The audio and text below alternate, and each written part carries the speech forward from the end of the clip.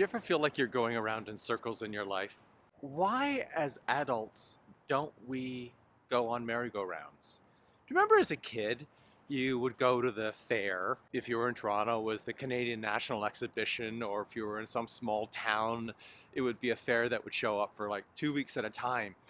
And it would be the most exciting thing. You would sit on the horsey and it would slowly go up and down and you would go around and around and you would smile and you would laugh. At least that was my memory of it. But the parents are like, fuck me, when is this ride gonna fucking end? It's going around in circles and circles.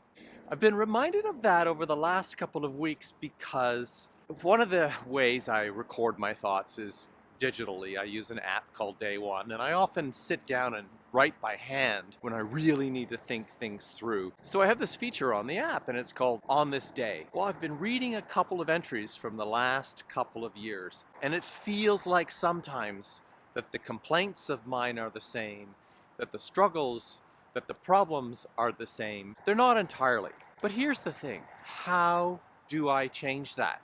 How do we get out of the loop, the circle? Nearly everything we do in life is going to be some sort of a circle, right? We're going to circle back home. We're going to circle back to someone we care about. We're going to circle back to something we're passionate about. The worry is, are you going to be retracing your steps exactly?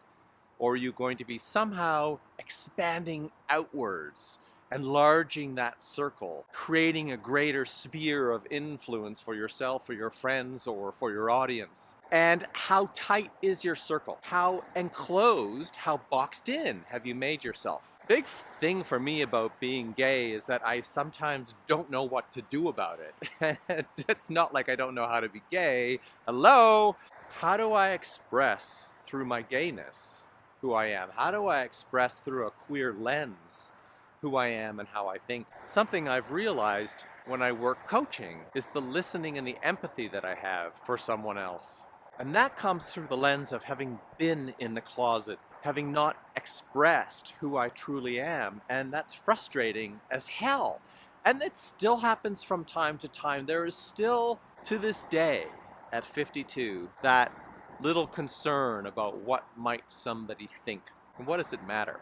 Going back to the loops, it's the awareness of what have I written, what am I recalling, and what are the differences? So for me to be able to sit down by hand and write out, okay, what are the things that are my problems? What things have not changed? And what steps can I take towards enlarging my circle? That's where it starts.